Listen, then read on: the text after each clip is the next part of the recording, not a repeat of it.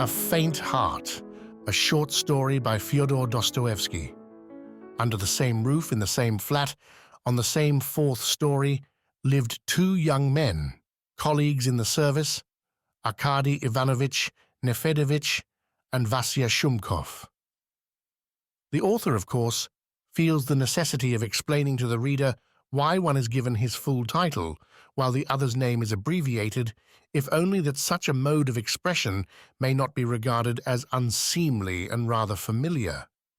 But to do so, it would first be necessary to explain and describe the rank and years and calling and duty in the service, and even, indeed, the characters of the persons concerned.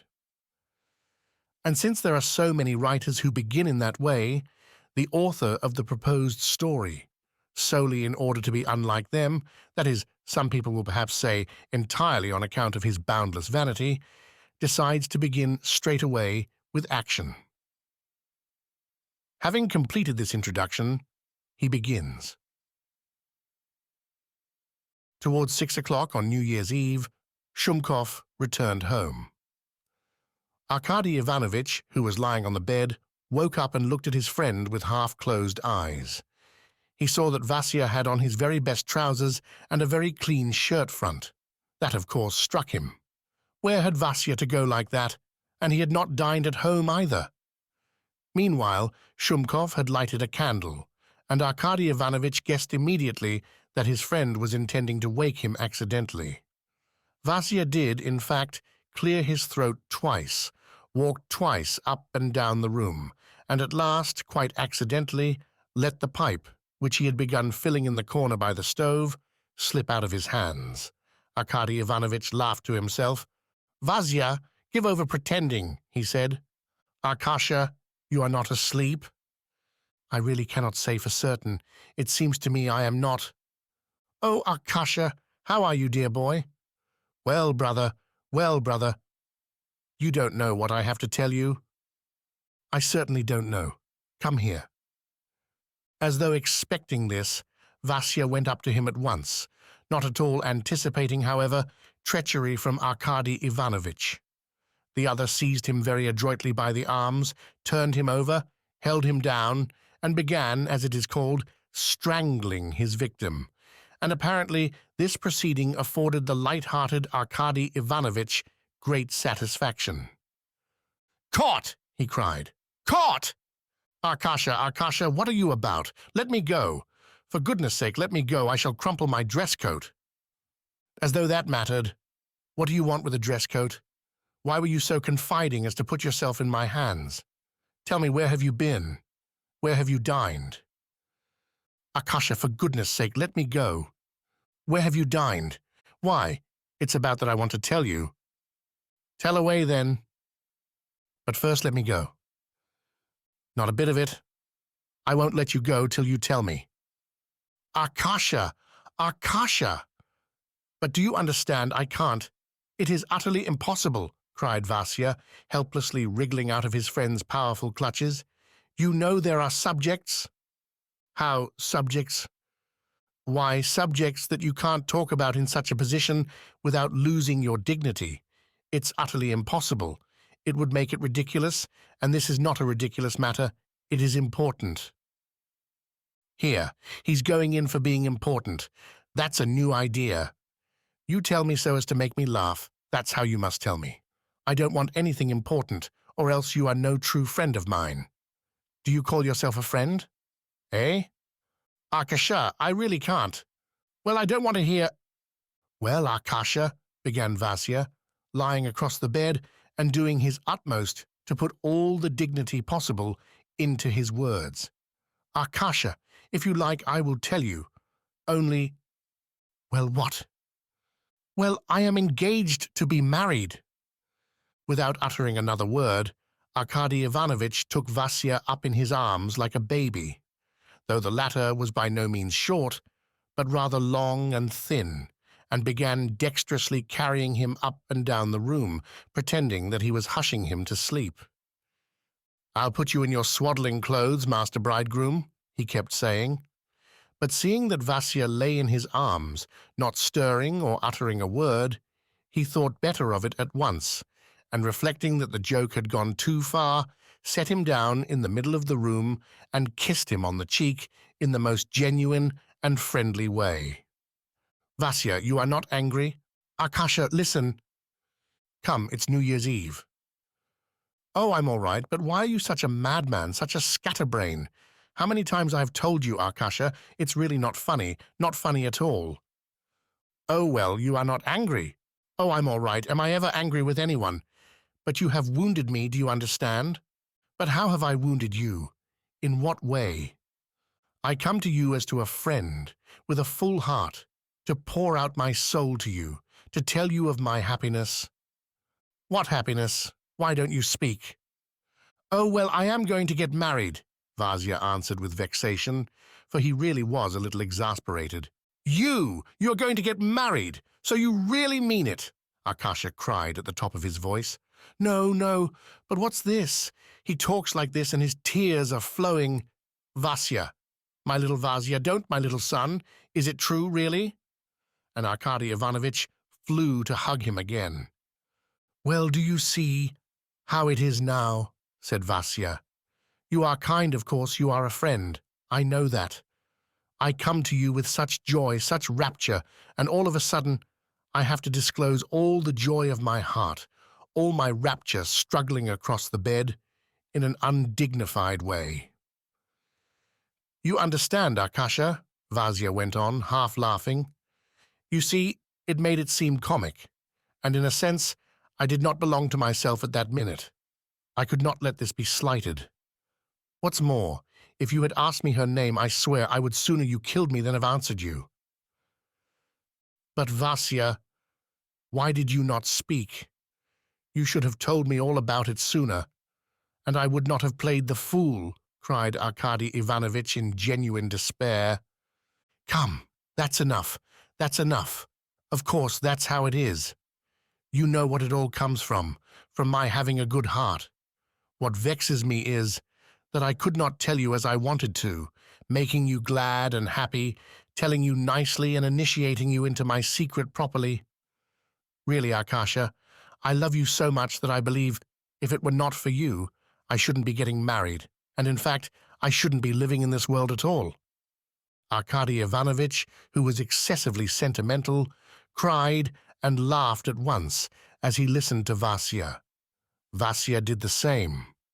Both flew to embrace one another again and forgot the past. How is it? How is it? Tell me all about it, Vasia. I am astonished. Excuse me, brother, but I am utterly astonished. It's a perfect thunderbolt, by Jove. Nonsense, nonsense, brother. You have made it up. You've really made it up.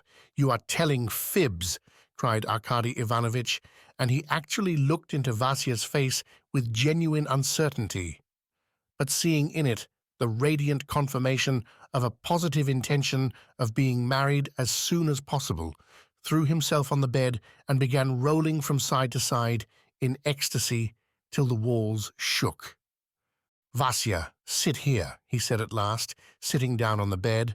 I really don't know, brother, where to begin. They looked at one another in joyful excitement.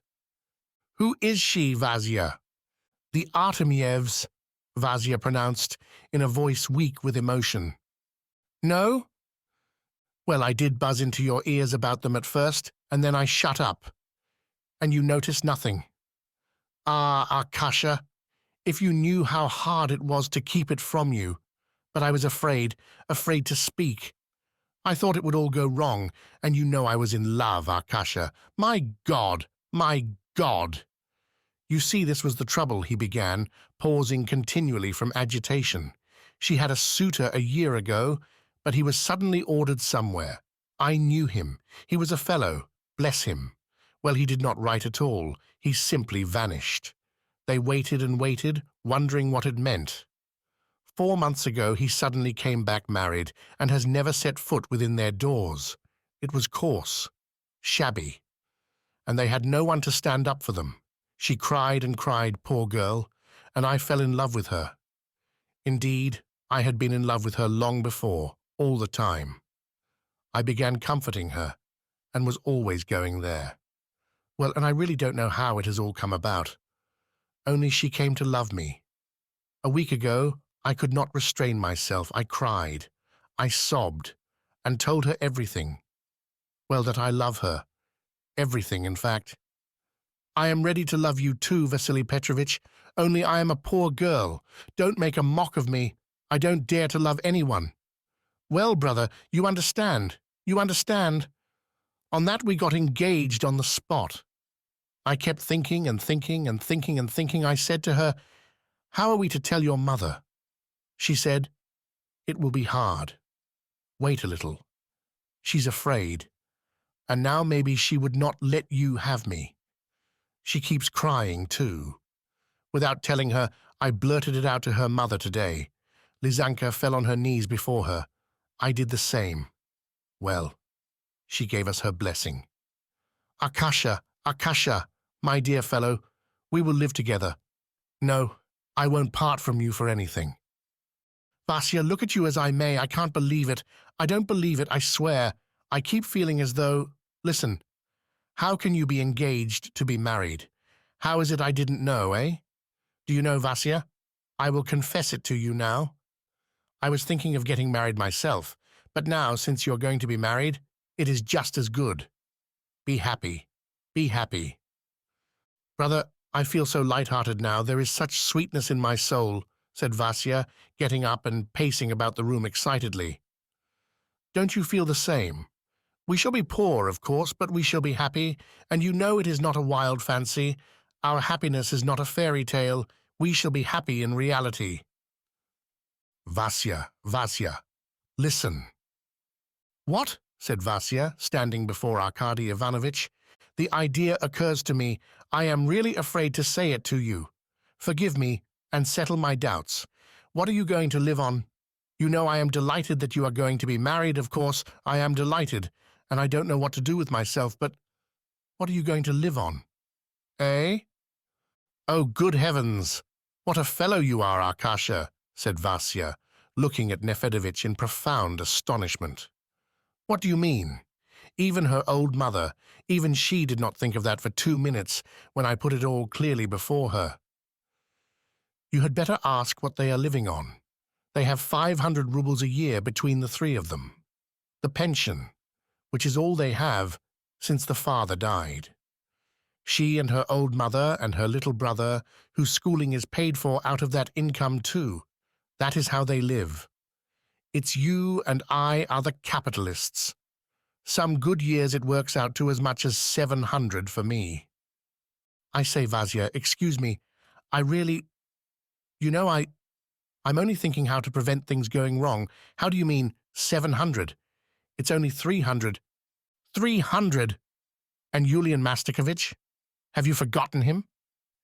"Yulian Mastakovich? But you know that's uncertain, brother. That's not the same thing as 300 rubles of secure salary, where every ruble is a friend you can trust. Yulian Mastakovich, of course, he's a great man. In fact, I respect him, I understand him, though he is so far above us. And by Jove, I love him, because he likes you and gives you something for your work, though he might not pay you, but simply order a clerk to work for him. But you will agree, Vasia. Let me tell you, too, I am not talking nonsense. I admit in all Petersburg you won't find a handwriting like your handwriting. I am ready to allow that to you," Nefedovitch concluded, not without enthusiasm. "But God forbid. You may displease him all at once. You may not satisfy him. Your work with him may stop. He may take another clerk. All sorts of things may happen, in fact. You know, Yulian Mastakovich may be here today and gone tomorrow. Well, Arkasha, the ceiling might fall on our heads this minute." "Oh, of course, I mean nothing. But listen, hear what I have got to say. You know, I don't see how he can part with me. No, hear what I have to say. Hear what I have to say. You see, I perform all my duties punctually. You know how kind he is, you know, Arkasha. He gave me 50 rubles in silver today." "Did he really, Vasia? A bonus for you?" "Bonus indeed. It was out of his own pocket. He said, 'Why, you have had no money for 5 months, brother. Take some if you want it. Thank you, I'm satisfied with you. Yes, really. Yes, you don't work for me for nothing,' said he. He did indeed, that's what he said. It brought tears into my eyes, Arkasha. Good heavens, yes. I say, Vasia, have you finished copying those papers? No, I haven't finished them yet. Vasya, my angel, what have you been doing? Listen, Arkasha, it doesn't matter. They are not wanted for another 2 days. I have time enough. How is it you have not done them? That's all right, that's all right. You look so horror-stricken that you turn me inside out and make my heart ache. You are always going on at me like this. He's forever crying out, "Oh, oh, oh, only consider, what does it matter? Why, I shall finish it, of course I shall finish it." What if you don't finish it? Cried Arkady, jumping up. And he has made you a present today, and you going to be married. Toot, toot, toot. It's all right, cried Shumkov. I shall sit down directly, I shall sit down this minute. How did you come to leave it, Vasia? Oh, Arkasha, how could I sit down to work? Have I been in a fit state? Why, even at the office I could scarcely sit still. I could scarcely bear the beating of my heart.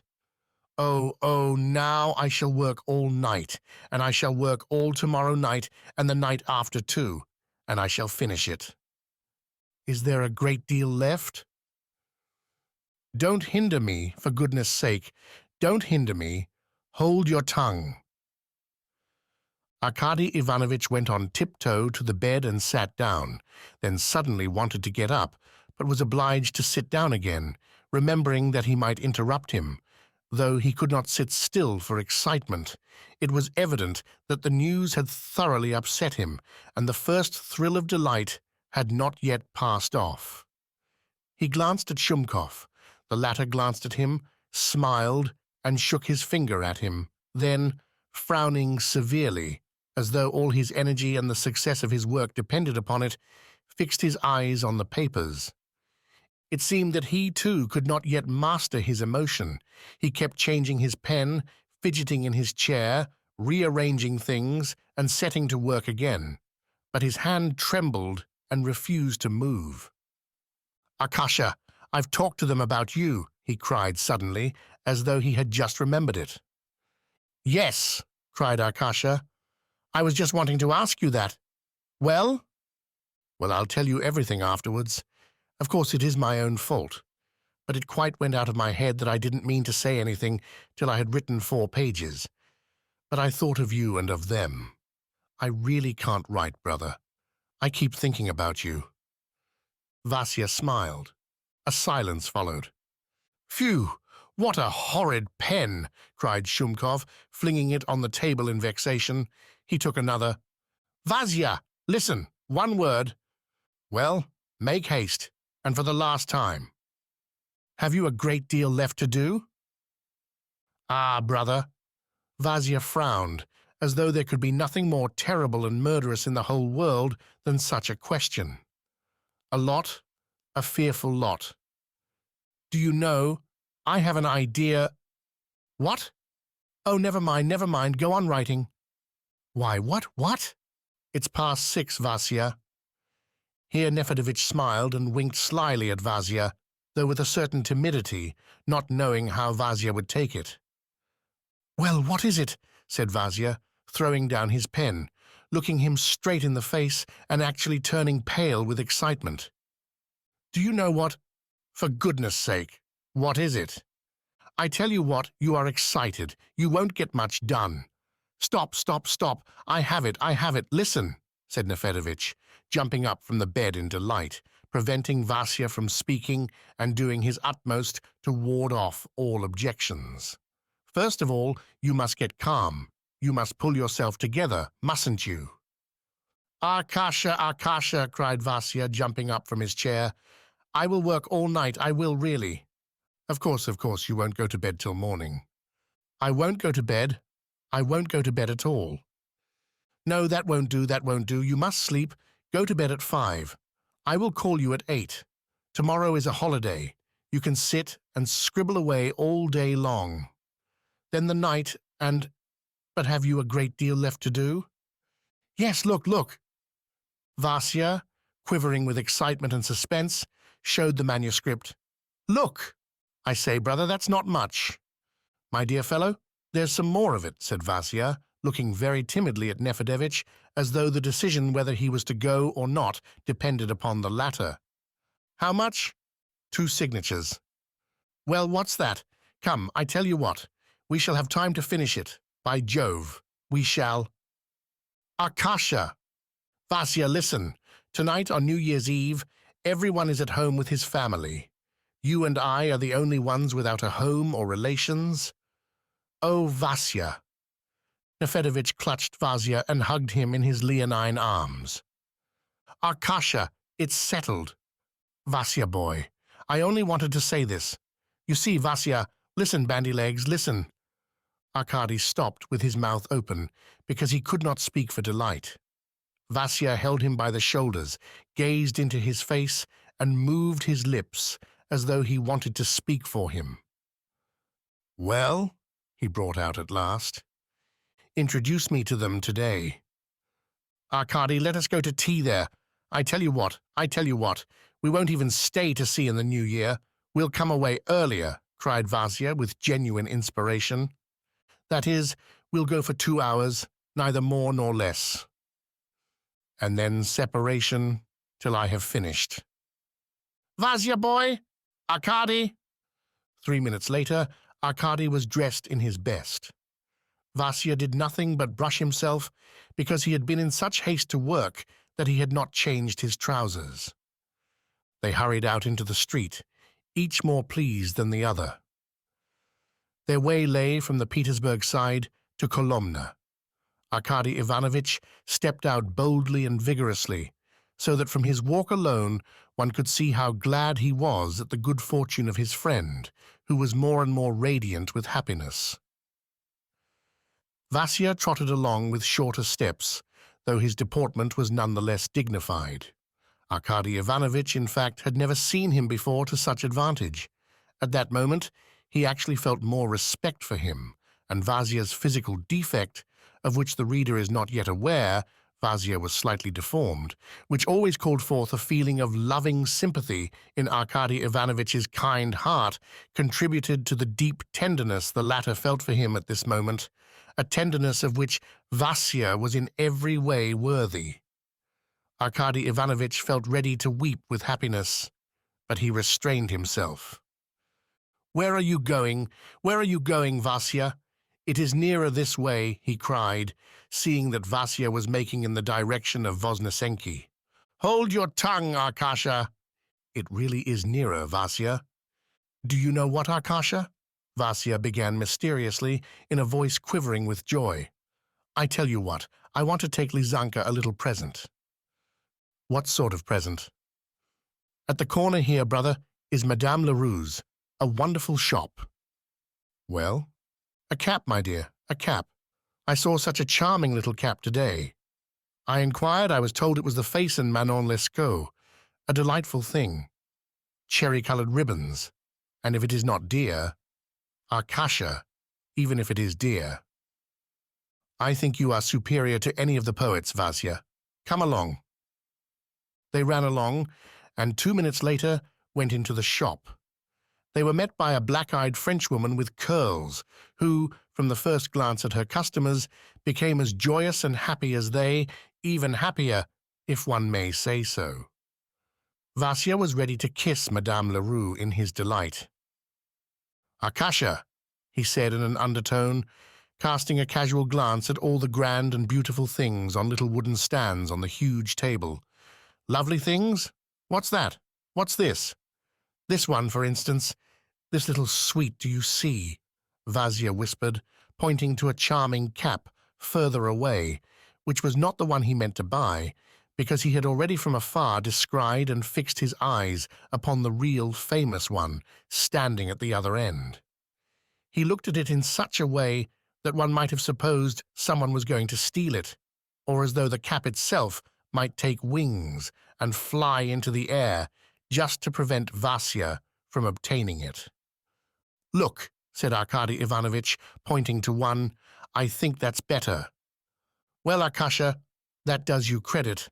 I begin to respect you for your taste," said Vasia, resorting to cunning with Arkasha in the tenderness of his heart. Your cap is charming, but come this way. Where is there a better one, brother? Look, this way. That, said Arkady doubtfully. But when Vasia, incapable of restraining himself any longer, took it from the stand, from which it seemed to fly spontaneously, as though delighted at falling at last into the hands of so good a customer, and they heard the rustle of its ribbons, ruches, and lace, an unexpected cry of delight broke from the powerful chest of Arkady Ivanovitch. Even Madame Leroux, while maintaining her incontestable dignity and preeminence in matters of taste and remaining mute from condescension, rewarded Vasia with a smile of complete approbation, everything in her glance, gesture, and smile saying at once, "Yes, you have chosen rightly and are worthy of the happiness which awaits you." "It has been dangling its charms in coy seclusion," cried Vasia, transferring his tender feelings to the charming cap. "You have been hiding on purpose, you sly little pet."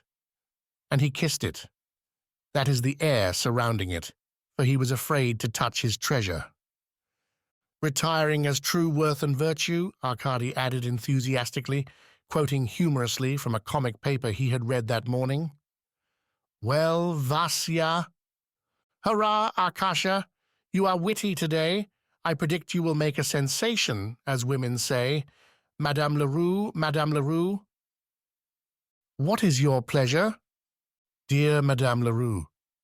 Madame Leroux looked at Arkady Ivanovitch and smiled condescendingly. "You wouldn't believe how I adore you at this moment. Allow me to give you a kiss." And Vasia kissed the shopkeeper. She certainly at that moment needed all her dignity to maintain her position with such a madcap. But I contend that the innate, spontaneous courtesy and grace with which Madame Leroux received Vasia's enthusiasm was equally befitting.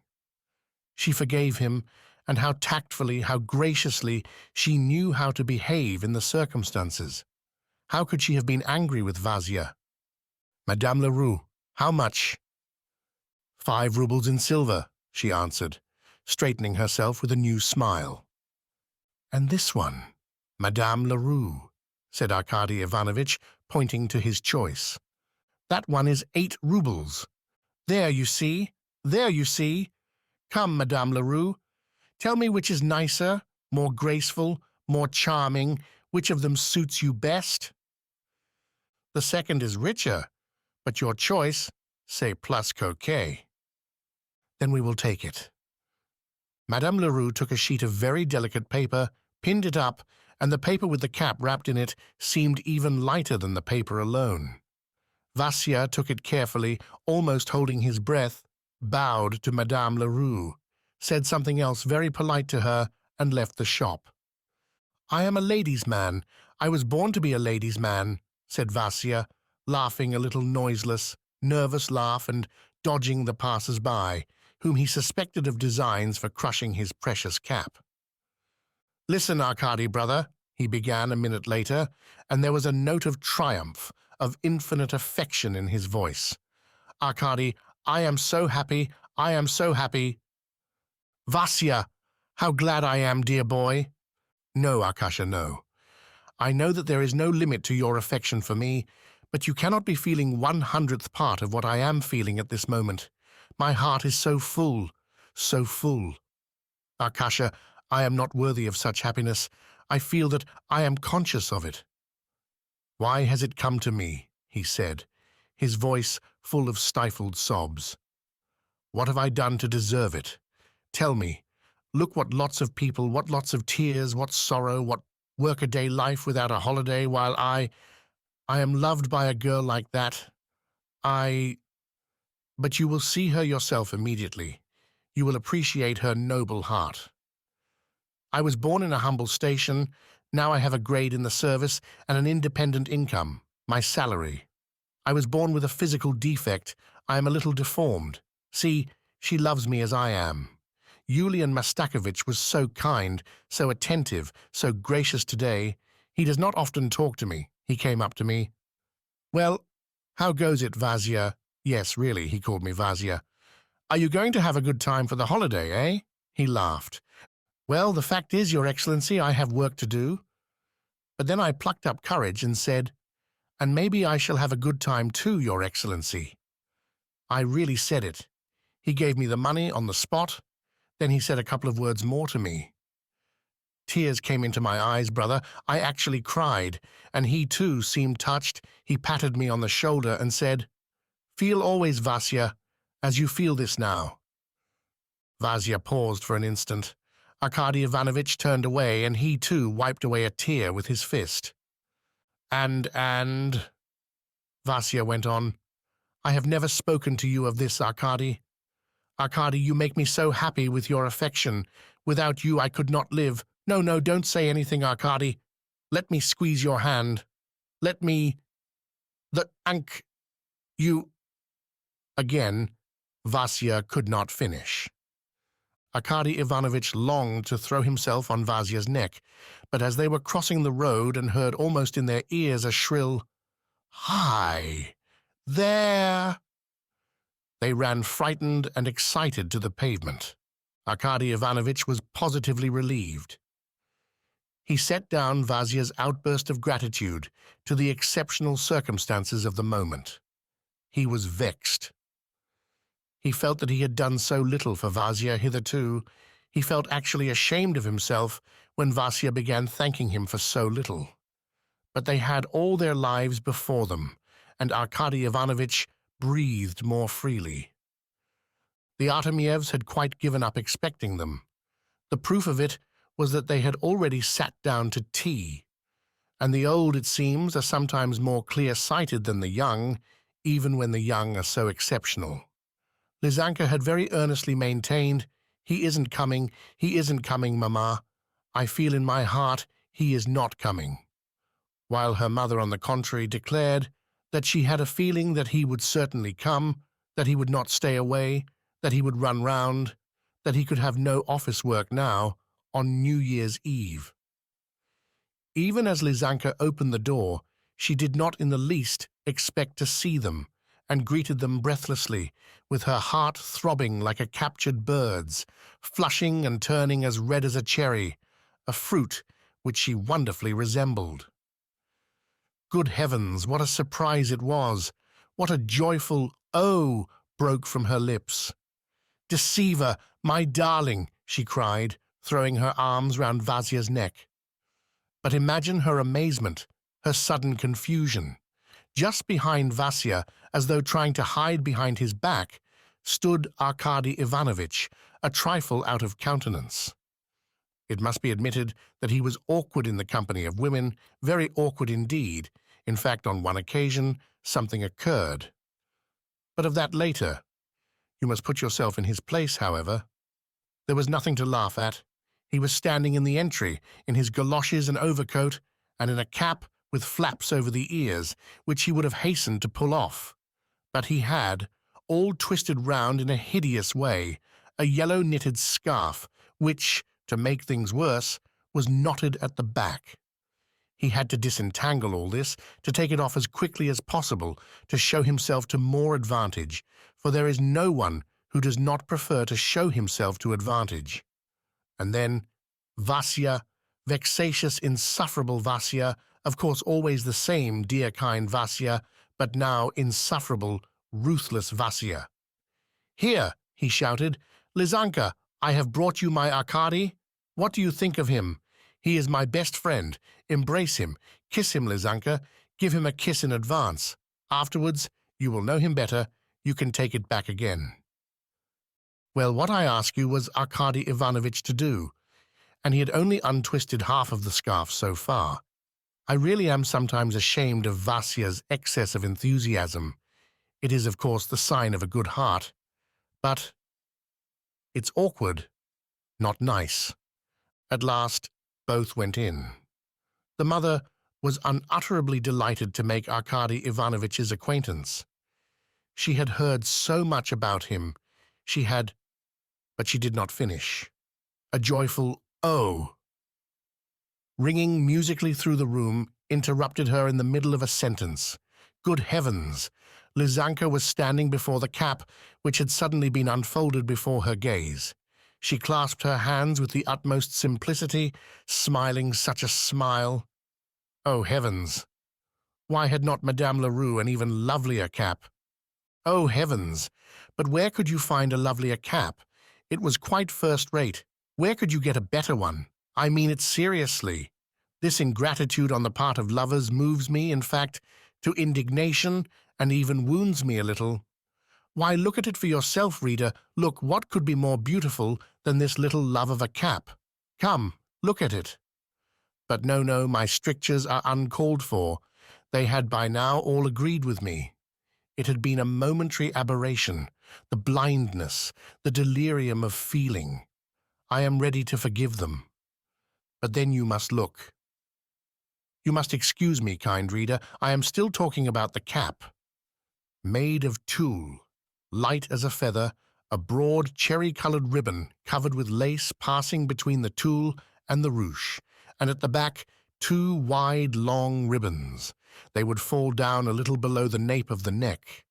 All that the cap needed was to be tilted a little to the back of the head. Come, look at it. I ask you after that. But I see you are not looking. You think it does not matter. You are looking in a different direction. You are looking at 2 big tears, big as pearls, that rose in 2 jet-black eyes, quivered for 1 instant on the eyelashes, and then dropped on the ethereal tulle of which Madame Leroux's artistic masterpiece was composed. And again, I feel vexed. Those 2 tears were scarcely a tribute to the cap. No, to my mind, such a gift should be given in cool blood, as only then can its full worth be appreciated. I am, I confess, dear reader, entirely on the side of the cap. They sat down, Vasia with Lizanka and the old mother with Arkady Ivanovitch. They began to talk, and Arkady Ivanovitch did himself credit. I am glad to say that for him. One would hardly, indeed, have expected it of him. After a couple of words about Vasia, he most successfully turned the conversation to Yulian Mastakovich, his patron.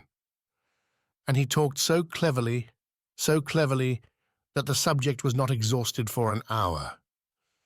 You ought to have seen with what dexterity, what tact, Arkady Ivanovitch touched upon certain peculiarities of Yulian Mastakovich which directly or indirectly affected Vasia. The mother was fascinated, genuinely fascinated. She admitted it herself. She purposely called Vasia aside and said to him that his friend was a most excellent and charming young man, and, what was of most account, such a serious, steady young man. Vasia almost laughed aloud with delight.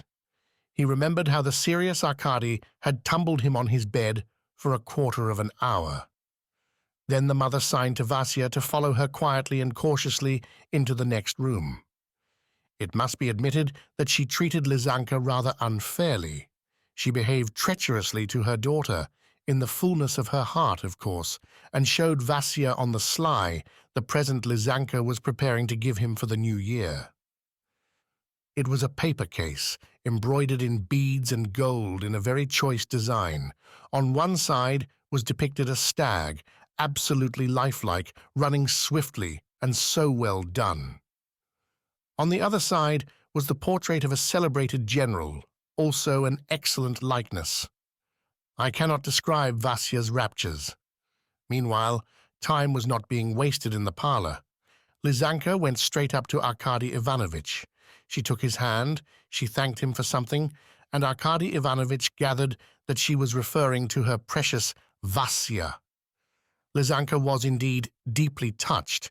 She had heard that Arkady Ivanovitch was such a true friend of her betrothed, so loved him, so watched over him, guiding him at every step with helpful advice, that she, Lizanka, could hardly help thanking him, could not refrain from feeling grateful, and hoping that Arkady Ivanovitch might like her, if only half as well as Vasia.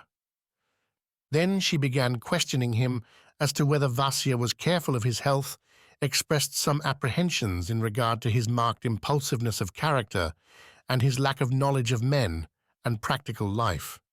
She said that she would in time watch over him religiously, that she would take care of and cherish his lot. And finally, she hoped that Arkady Ivanovich would not leave them, but would live with them. "We three shall live like one," she cried with extremely naive enthusiasm. But it was time to go. They tried, of course, to keep them, but Vasia answered point-blank that it was impossible. Arkady Ivanovich said the same. The reason was, of course, inquired into, and it came out at once that there was work to be done entrusted to Vasia by Yulian Mastakovich, urgent, necessary, dreadful work, which must be handed in on the morning of the next day, but one, and that it was not only unfinished, but had been completely laid aside. The mamma sighed when she heard of this, while Lizanka was positively scared and hurried Vasia off in alarm. The last kiss lost nothing from this haste. Though brief and hurried, it was only the more warm and ardent. At last they parted, and the two friends set off home. Both began at once confiding to each other their impressions as soon as they found themselves in the street. And could they help it? Indeed, Arkady Ivanovich was in love, desperately in love, with Lizanka, and to whom could he better confide his feelings than to Vasia, the happy man himself? And so he did. He was not bashful, but confessed everything at once to Vasia. Vasia laughed heartily and was immensely delighted, and even observed that this was all that was needed to make them greater friends than ever. "You have guessed my feelings, Vasia," said Arkady Ivanovich. "Yes, I love her as I love you. She will be my good angel as well as yours, for the radiance of your happiness will be shed on me too, and I can bask in its warmth. She will keep house for me too, Vasia. My happiness will be in her hands. Let her keep house for me as she will for you. Yes, friendship for you is friendship for her. You are not separable for me now, only I shall have two beings like you instead of one." Arkady paused in the fullness of his feelings, while Vasia was shaken to the depths of his being by his friend's words. The fact is, he had never expected anything of the sort from Arkady. Arkady Ivanovich was not very great at talking as a rule. He was not fond of dreaming either. Now he gave way to the liveliest, freshest, rainbow-tinted daydreams. "How I will protect and cherish you both," he began again. "To begin with, Vasia, I will be godfather to all your children, every one of them. And secondly, Vasia, we must bestir ourselves about the future. We must buy furniture and take a lodging so that you and she and I can each have a little room to ourselves. Do you know, Vasia, I'll run about tomorrow and look at the notices, on the gates. 3, no, 2 rooms. We shouldn't need more. I really believe, Vasia, I talked nonsense this morning. There will be money enough. Why, as soon as I glanced into her eyes, I calculated at once that there would be enough to live on. It will all be for her. Oh, how we will work. Now, Vasia, we might venture up to 25 rubles for rent. A lodging is everything, brother. Nice rooms, and at once a man is cheerful, and his dreams are of the brightest hues. And besides, Lizanka will keep the purse for both of us. Not a farthing will be wasted. Do you suppose I would go to a restaurant? What do you take me for? Not on any account. And then we shall get a bonus and reward, for we shall be zealous in the service. Oh, how we shall work, like oxen, toiling in the fields. Only fancy." And Arkady Ivanovich's voice was faint with pleasure, all at once, and quite unexpected, 25 or 30 rubles. Whenever there's an extra, there'll be a cap, or a scarf, or a pair of little stockings. She must knit me a scarf. Look what a horrid one I've got, the nasty yellow thing. It did me a bad turn today. And you wore a nice one, Vasia, to introduce me while I had my head in a halter. Though never mind that now. And look here, I undertake all the silver. I am bound to give you some little present. That will be an honor. That will flatter my vanity. My bonuses won't fail me, surely. You don't suppose they would give them to Skorohodov? No fear. They won't be landed in that person's pocket. I'll buy you silver spoons, brother, good knives, not silver knives, but thoroughly good ones, and a waistcoat that is a waistcoat for myself. I shall be best man, of course. Only now, brother, you must keep at it, you must keep at it. I shall stand over you with a stick, brother, today and tomorrow and all night. I shall worry you to work. Finish, make haste and finish, brother. And then again to spend the evening, and then again both of us happy. We will go in for Loto. We will spend the evening there. Oh, it's jolly. Oh, the devil. How vexing it is I can't help you. I should like to take it and write it all for you. Why is it our handwriting is not alike? Yes, answered Vasia. Yes, I must make haste. I think it must be 11 o'clock. We must make haste. To work. And saying this, Vasia, who had been all the time alternately smiling and trying to interrupt with some enthusiastic rejoinder the flow of his friend's feelings, and had, in short, been showing the most cordial response, suddenly subsided, sank into silence, and almost ran along the street. It seemed as though some burdensome idea had suddenly chilled his feverish head. He seemed all at once dispirited. Arkady Ivanovitch felt quite uneasy. He scarcely got an answer to his hurried questions from Vasia, who confined himself to a word or two, sometimes an irrelevant exclamation. "Why, what is the matter with you, Vasia?" he cried at last, hardly able to keep up with him. "Can you really be so uneasy?" "Oh, brother, that's enough chatter," Vasia answered with vexation. "Don't be depressed, Vasia. Come, come," Arkady interposed. "Why, I have known you write much more in a shorter time. What's the matter? You've simply a talent for it. You can write quickly in an emergency. They are not going to lithograph your copy. You've plenty of time. The only thing is that you are excited now and preoccupied, and the work won't go so easily." Vasia made no reply, or muttered something to himself, and they both ran home in genuine anxiety. Vasia sat down to the papers at once. Arkady Ivanovitch was quiet and silent. He noiselessly undressed and went to bed, keeping his eyes fixed on Vasia. A sort of panic came over him.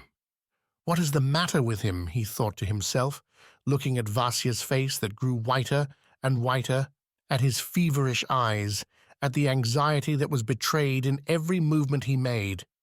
Why, his hand is shaking. What a stupid! Why did I not advise him to sleep for a couple of hours till he had slept off his nervous excitement? Anyway. Vasia had just finished a page. He raised his eyes, glanced casually at Arkady, and at once, looking down, took up his pen again. "Listen, Vasia," Arkady Ivanovitch began suddenly, "wouldn't it be best to sleep a little now? Look, you are in a regular fever." Vasia glanced at Arkady with vexation, almost with anger, and made no answer. "Listen, Vasia, you'll make yourself ill." Vasia at once changed his mind. "How would it be to have tea, Arkady?" he said. "How so? Why?" "It will do me good. I am not sleepy. I'm not going to bed. I am going on writing. But now I should like to rest and have a cup of tea, and the worst moment will be over." "First-rate, Brother Vasia, delightful. Just so. I was wanting to propose it myself, and I can't think why it did not occur to me to do so. But I say, Mavra won't get up. She won't wake for anything." "True." "That's no matter, though," cried Arkady Ivanovitch, leaping out of bed. "I will set the samovar myself. It won't be the first time." Arkady Ivanovitch ran to the kitchen and set to work to get the samovar. Vasia, meanwhile, went on writing. Arkady Ivanovitch, moreover, dressed and ran out to the baker's so that Vasia might have something to sustain him for the night. A quarter of an hour later, the samovar was on the table. They began drinking tea, but conversation flagged. Vasia still seemed preoccupied. "Tomorrow," he said at last, as though he had just thought of it, "I shall have to take my congratulations for the new year." You need not go at all. Oh, yes, brother, I must, said Vasia. Why, I will sign the visitor's book for you everywhere. How can you? You work tomorrow. You must work tonight, till 5 o'clock in the morning, as I said, and then get to bed, or else you will be good for nothing tomorrow. I'll wake you at 8 o'clock, punctually. But will it be all right, your signing for me? Said Vasia, half assenting. Why, what could be better? Everyone does it. I am really afraid. Why? It's all right, you know, with other people, but Yulian Mastakovich, he has been so kind to me, you know, Arkasha, and when he notices it's not my own signature— Notices? Why, what a fellow you are, really, Vasia. How could he notice? Come, you know I can imitate your signature awfully well and make just the same flourish to it. Upon my word, I can. What nonsense! Who would notice? Vasia made no reply, but emptied his glass hurriedly. Then he shook his head doubtfully. Vasia, dear boy, if only we succeed. Vasia, what's the matter with you? You quite frighten me. Do you know, Vasia, I am not going to bed now. I am not going to sleep. Show me, have you a great deal left? Vasia gave Arkady such a look that his heart sank and his tongue failed him. Vasia, what is the matter? What are you thinking? Why do you look like that?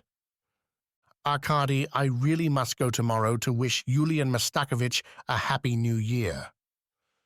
Well, go then, said Arkady, gazing at him open-eyed in uneasy expectation. I say, Vasia, do write faster. I'm advising you for your good. I really am. How often Yulian Mastakovich himself has said that what he likes particularly about your writing is its legibility. Why, it is all that Skoroplehin cares for, that writing should be good and distinct like a copy, so as afterwards to pocket the paper and take it home for his children to copy. He can't buy copybooks, the blockhead. Yulian Mastakovich is always saying, always insisting, legible, legible, legible. What is the matter? Vasia, I really don't know how to talk to you. It quite frightens me. You crush me with your depression. It's all right, said Vasia, and he fell back in his chair as though fainting. Arkady was alarmed. Will you have some water? Vasia! Vasia! Don't, said Vasia, pressing his hand. I am all right. I only feel sad. I can't tell why. Better talk of something else. Let me forget it. Calm yourself, for goodness sake. Calm yourself, Vasia. You will finish it all right. On my honor, you will. And even if you don't finish, what will it matter? You talk as though it were a crime. Arkady, said Vasia, looking at his friend with such meaning that Arkady was quite frightened, for Vasia had never been so agitated before. If I were alone, as I used to be— No, I don't mean that. I keep wanting to tell you as a friend, to confide in you.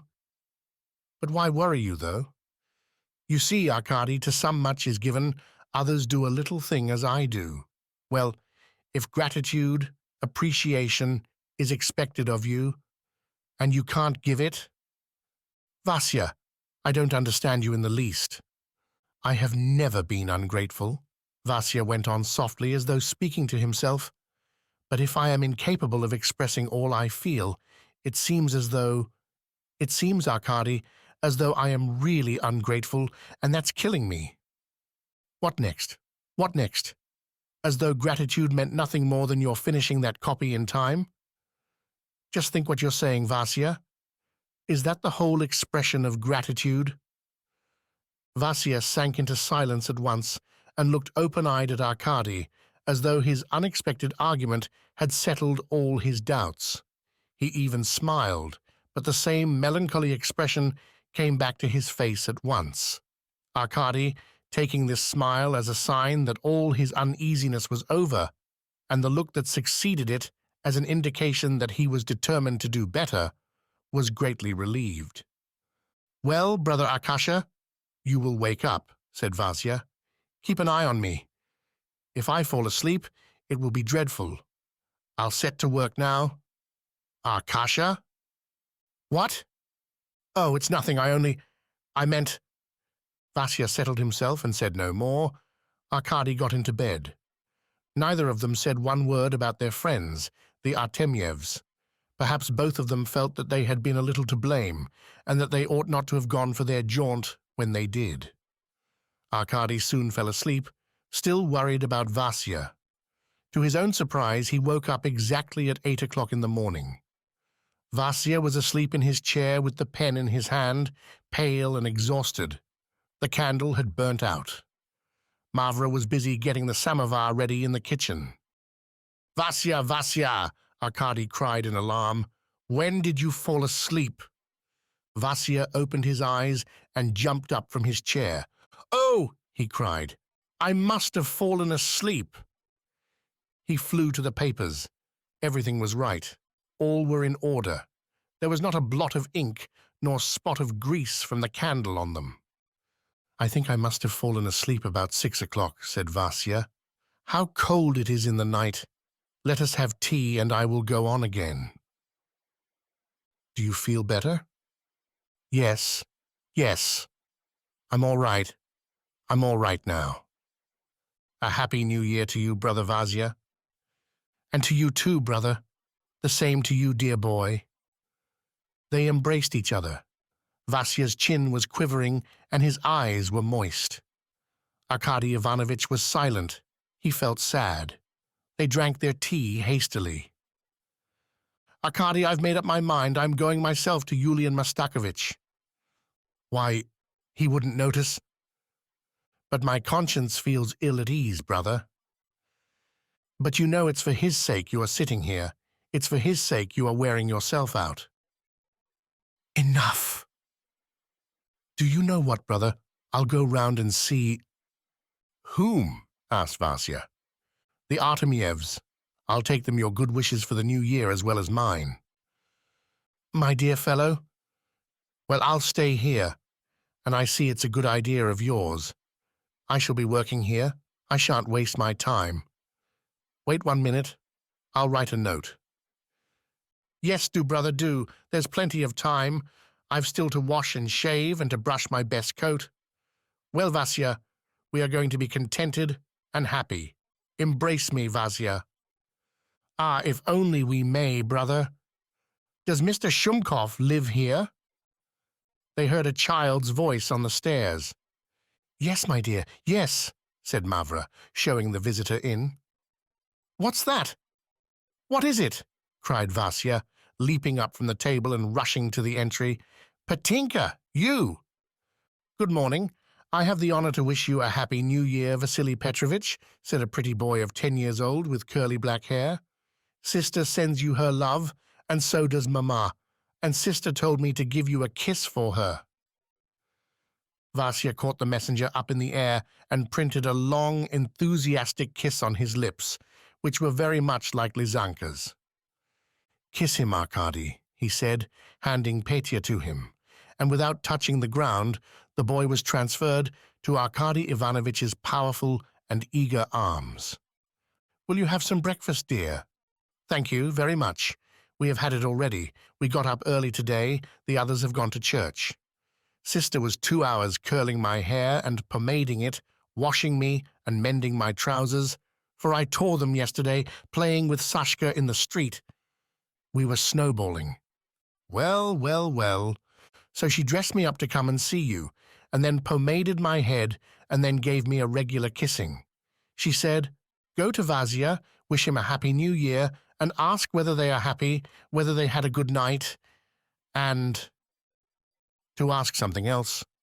Oh, yes. Whether you had finished the work you spoke of yesterday, when you were there." "Oh, I've got it all written down," said the boy, reading from a slip of paper which he took out of his pocket. "Yes, they were uneasy. It will be finished. It will be. Tell her that it will be. I shall finish it on my word of honor. And something else? Oh, yes, I forgot. Sister sent a little note and a present, and I was forgetting it." "My goodness! Oh, you little darling, where is it? Where is it? That's it. Oh, look, brother, see what she writes. The Ling, the precious. You know, I saw there yesterday a paper case for me. It's not finished, so she says, I'm sending you a lock of my hair, and the other will come later. Look, brother, look!" And overwhelmed with rapture, he showed Arkady Ivanovitch a curl of luxuriant, jet-black hair. Then he kissed it fervently and put it in his breast pocket, nearest his heart. "Vasia, I shall get you a locket for that curl," Arkady Ivanovitch said resolutely at last. "And we are going to have hot veal and tomorrow brains. Mama wants to make cakes. But we are not going to have millet porridge," said the boy, after a moment's thought, to wind up his budget of interesting items. "Oh, what a pretty boy!" cried Arkady Ivanovitch. "Vasia, you are the happiest of mortals." The boy finished his tea, took from Vasia a note, 1,000 kisses, and went out happy and frolicsome as before. "Well, brother," began Arkady Ivanovitch, highly delighted, "you see how splendid it all is. You see? Everything is going well. Don't be downcast. Don't be uneasy. Go ahead. Get it done, Vasia. Get it done. I'll be home at 2 o'clock. I'll go round to them and then to Yulian Mastakovich." "Well, goodbye, brother. Goodbye. Oh, if only—" "Very good. You go. Very good," said Vasia. "Then I really won't go to Yulian Mastakovich. Goodbye. Stay, brother, stay, tell them. Well, whatever you think fit. Kiss her. And give me a full account of everything afterwards. Come, come, of course, I know all about it. This happiness has upset you. The suddenness of it all. You've not been yourself since yesterday. You have not got over the excitement of yesterday. Well, it's settled. Now try and get over it, Vasia. Goodbye. Goodbye." At last, the friends parted. All the morning, Arkady Ivanovitch was preoccupied and could think of nothing but Vasia. He knew his weak, highly nervous character. "Yes, this happiness has upset him. I was right there," he said to himself. "Upon my word, he has made me quite depressed, too. That man will make a tragedy of anything. What a feverish creature! Oh, I must save him, I must save him," said Arkady, not noticing that he himself was exaggerating into something serious a slight trouble, in reality quite trivial. Only at 11 o'clock he reached the porter's lodge of Yulian Mastakovich's house to add his modest name to the long list of illustrious persons who had written their names on a sheet of blotted and scribbled paper in the porter's lodge. What was his surprise when he saw just above his own the signature of Vasya Shumkov. It amazed him. "What's the matter with him?" he thought. Arkady Ivanovitch, who had just been so buoyant with hope, came out feeling upset. There was certainly going to be trouble, but how? And in what form? He reached the Artemievs with gloomy forebodings. He seemed absent-minded from the first, and after talking a little with Lizanka, went away with tears in his eyes. He was really anxious about Vasia. He went home running, and on the Neva came full tilt upon Vasia himself. The latter, too, was uneasy. "Where are you going?" cried Arkady Ivanovitch. Vasia stopped as though he had been caught in a crime. "Oh, it's nothing, brother. I wanted to go for a walk." "You could not stand it, and have been to the Artemievs? Oh, Vasia, Vasia, why did you go to Yulian Mastakovich?" Vasia did not answer, but then with a wave of his hand he said, "Arkady, I don't know what is the matter with me. Come, Vasia, I know what it is. Calm yourself. You've been excited and overwrought ever since yesterday. Only think, it's not much to bear. Everybody's fond of you. Everybody's ready to do anything for you. Your work is getting on all right. You will get it done. You will certainly get it done. I know that you have been imagining something. You have had apprehensions about something. No, it's all right. It's all right. Do you remember, Vasia? Do you remember it was the same with you once before? Do you remember when you got your promotion, in your joy and thankfulness, you were so zealous that you spoilt all your work for a week? It is just the same with you now. Yes, yes, Arkady, but now it is different. It is not that at all. How is it different? And very likely the work is not urgent at all while you are killing yourself. It's nothing, it's nothing. I'm all right, it's nothing. Well, come along. Why are you going home and not to them? Yes, brother. How could I have the face to turn up there? I have changed my mind. It was only that I could not stay on alone without you. Now you are coming back with me, I'll sit down to write again. Let us go. They walked along and for some time were silent. Vasia was in haste.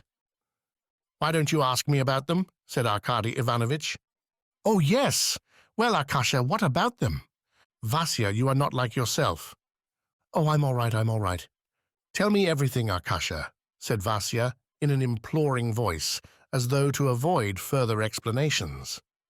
Arkady Ivanovitch sighed. He felt utterly at a loss, looking at Vasia. His account of their friends roused Vasia. He even grew talkative. They had dinner together. Lizanka's mother had filled Arkady Ivanovitch's pockets with little cakes, and eating them, the friends grew more cheerful.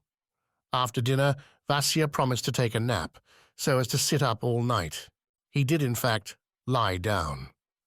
In the morning, someone whom it was impossible to refuse had invited Arkady Ivanovitch to tea.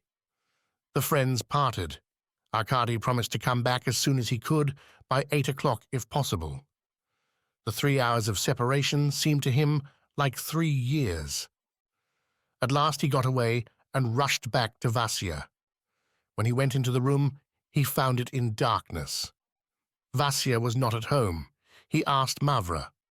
Mavra said that he had been writing all the time and had not slept at all. Then he had paced up and down the room, and after that, an hour before, he had run out, saying he would be back in half an hour. And when, says he, Arkady Ivanovitch comes in, tell him, old woman, says he, Mavra told him in conclusion, that I have gone out for a walk, and he repeated the order 3 or 4 times. He is at the Artemyevs, thought Arkady Ivanovitch, and he shook his head. A minute later he jumped up with renewed hope. He has simply finished, he thought. That's all it is. He couldn't wait, but ran off there. But no. He would have waited for me. Let's have a peep what he has there. He lighted a candle and ran to Vasia's writing table. The work had made progress, and it looked as though there were not much left to do. Arkady Ivanovitch was about to investigate further when Vasia himself walked in. "Oh, you are here!" he cried, with a start of dismay. Arkady Ivanovitch was silent. He was afraid to question Vasia. The latter dropped his eyes and remained silent too, as he began sorting the papers. At last their eyes met. The look in Vasia's was so beseeching, imploring, and broken that Arkady shuddered when he saw it. His heart quivered and was full. "Vasia, my dear boy, what is it? What's wrong?" he cried, rushing to him and squeezing him in his arms. "Explain to me. I don't understand you and your depression. What is the matter with you, my poor, tormented boy? What is it? Tell me all about it, without hiding anything. It can't be only this." Vasia held him tight and could say nothing. He could scarcely breathe. "Don't, Vasia, don't. Well, if you don't finish it, what then? I don't understand you. Tell me your trouble. You see, it is for your sake. Oh dear, he said, walking up and down the room and clutching at everything he came across, as though seeking at once some remedy for Vasia. "I will go to Yulian Mastakovich instead of you tomorrow. I will ask him, entreat him, to let you have another day. I will explain it all to him, anything, if it worries you so." "God forbid!" cried Vasia, and turned as white as the wall. He could scarcely stand on his feet. "Vasia! Vasia!" Vasia pulled himself together. His lips were quivering.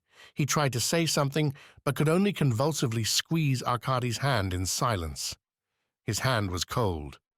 Arkady stood facing him, full of anxious and miserable suspense. Vasia raised his eyes again. Vasia, God bless you, Vasia. You wring my heart, my dear boy, my friend. Tears gushed from Vasia's eyes. He flung himself on Arkady's bosom. I have deceived you, Arkady, he said. I have deceived you. Forgive me, forgive me. I have been faithless to your friendship. What is it, Vasia? What is the matter? Asked Arkady in real alarm. Look! And with a gesture of despair, Vasia tossed out of the drawer onto the table 6 thick manuscripts, similar to the one he had copied. What's this? What I have to get through by the day after tomorrow. I haven't done a quarter. Don't ask me how it has happened, Vasia went on, speaking at once of what was distressing him so terribly. Arkady, dear friend, I don't know myself what came over me. I feel as though I were coming out of a dream. I have wasted 3 weeks doing nothing. I kept going to see her. My heart was aching. I was tormented by the uncertainty. I could not write. I did not even think about it. Only now, when happiness is at hand for me, I have come to my senses. Vasia, began Arkady Ivanovich resolutely, Vasia, I will save you. I understand it all. It's a serious matter. I will save you. Listen to me. I will go to Yulian Mastakovich tomorrow. Don't shake your head. No, listen. I will tell him exactly how it has all been. Let me do that. I will explain to him. I will go into everything. I will tell him how crushed you are, how you are worrying yourself. Do you know that you are killing me now? Vasia brought out, turning cold with horror. Arkady Ivanovich turned pale, but at once controlling himself, laughed. Is that all? Is that all? He said. Upon my word, Vasia, upon my word. Aren't you ashamed? Come, listen. I see that I am grieving you. You see I understand you. I know what is passing in your heart. Why, we have been living together for 5 years, thank God. You are such a kind, soft-hearted fellow, but weak, unpardonably weak. Why, even Lizaveta Mikhailovna has noticed it. And you are a dreamer, and that's a bad thing too. You may go from bad to worse, brother. I tell you, I know what you want. You would like Yulian Mastakovich, for instance, to be beside himself, and maybe to give a ball too from joy, because you are going to get married. Stop. You are frowning. You see that at one word from me, you are offended on Yulian Mastakovich's account. I'll let him alone. You know I respect him just as much as you do, but argue as you may, you can't prevent my thinking that you would like there to be no one unhappy in the whole world when you are getting married. Yes, brother, you must admit that you would like me, for instance, your best friend, to come in for a fortune of 100,000 all of a sudden. You would like all the enemies in the world to be suddenly, for no rhyme or reason, reconciled, so that in their joy they might all embrace one another in the middle of the street, and then, perhaps, come here to call on you. Vasia, my dear boy, I am not laughing. It is true. You've said as much to me long ago in different ways. Because you are happy, you want everyone, absolutely everyone, to become happy at once. It hurts you and troubles you to be happy alone. And so you want at once to do your utmost to be worthy of that happiness, and maybe to do some great deed to satisfy your conscience. Oh, I understand how ready you are to distress yourself for having suddenly been remiss, just where you ought to have shown your zeal, your capacity, well, maybe your gratitude, as you say. It is very bitter for you to think that Yulian Mastakovich may frown and even be angry when he sees that you have not justified the expectations he had of you. It hurts you to think that you may hear reproaches from the man you look upon as your benefactor, and at such a moment, when your heart is full of joy and you don't know on whom to lavish your gratitude. Isn't that true? It is, isn't it? Arkady Ivanovich, whose voice was trembling, paused and drew a deep breath. Vasia looked affectionately at his friend. A smile passed over his lips. His face even lighted up, as though with a gleam of hope. Well, listen then, Arkady Ivanovitch began again, growing more hopeful. There's no necessity that you should forfeit Yulian Mastakovich's favor. Is there, dear boy? Is there any question of it? And since it is so, said Arkady, jumping up, I shall sacrifice myself for you. I am going tomorrow to Yulian Mastakovich, and don't oppose me. You magnify your failure to a crime, Vasia. Yulian Mastakovich is magnanimous and merciful, and what is more, he is not like you. He will listen to you and me and get us out of our trouble, brother Vasia. Well, are you calmer?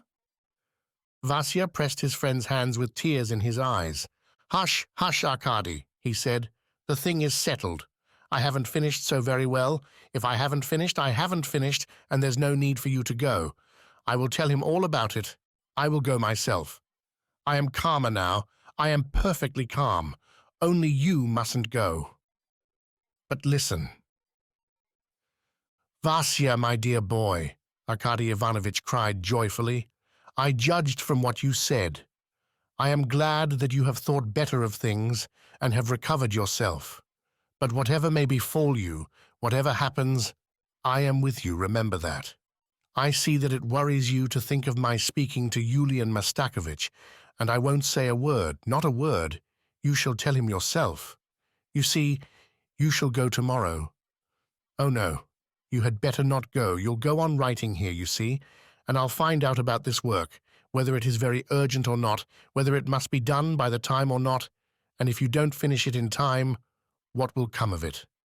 Then I will run back to you. Do you see? Do you see? There is still hope. Suppose the work is not urgent. It may be all right. Yulian Mastakovich may not remember. Then all is saved. Vasia shook his head doubtfully, but his grateful eyes never left his friend's face. Come, that's enough. I'm so weak, so tired, he said, sighing. I don't want to think about it. Let us talk of something else. I won't write either now. Do you know I'll only finish 2 short pages just to get to the end of a passage? Listen. I have long wanted to ask you, how is it you know me so well? Tears dropped from Vasia's eyes on Arkady's hand. If you knew, Vasia, how fond I am of you, you would not ask that. Yes. Yes, yes, Arkady, I don't know that, because I don't know why you are so fond of me. Yes, Arkady, do you know even your love has been killing me? Do you know ever so many times, particularly when I am thinking of you in bed, for I always think of you when I am falling asleep, I shed tears, and my heart throbs at the thought. At the thought. Well, at the thought that you are so fond of me, while I can do nothing to relieve my heart, can do nothing to repay you. You see, Vasia, you see what a fellow you are. Why, how upset you are now, said Arkady, whose heart ached at that moment, and who remembered the scene in the street the day before. Nonsense. You want me to be calm, but I never have been so calm and happy. Do you know? Listen, I want to tell you all about it, but I am afraid of wounding you. You keep scolding me and being vexed, and I am afraid. See how I am trembling now, I don't know why. You see, this is what I want to say. I feel as though I had never known myself before. Yes, I only began to understand other people too yesterday. I did not feel or appreciate things fully, brother. My heart was hard. Listen, how has it happened that I have never done good to anyone in the world, because I couldn't? I'm not even pleasant to look at. But everybody does me good. You to begin with. Do you suppose I don't see that? Only I said nothing. Only I said nothing. Hush, Vasia! Oh, Arkasha, it's all right, Vasia interrupted, hardly able to articulate for tears. I talked to you yesterday about Yulian Mastakovich, and you know yourself how stern and severe he is. Even you have come in for a reprimand from him. Yet he deigned to jest with me yesterday to show his affection and kind-heartedness, which he prudently conceals from everyone. Come, Vasia, that only shows you deserve your good fortune. Oh, Arkasha, how I long to finish all this. No, I shall ruin my good luck. I feel that. Oh no, not through that, Vasia added, seeing that Arkady glanced at the heap of urgent work lying on the table. That's nothing. That's only paper covered with writing. It's nonsense. That matter's settled. I went to see them today, Arkasha. I did not go in.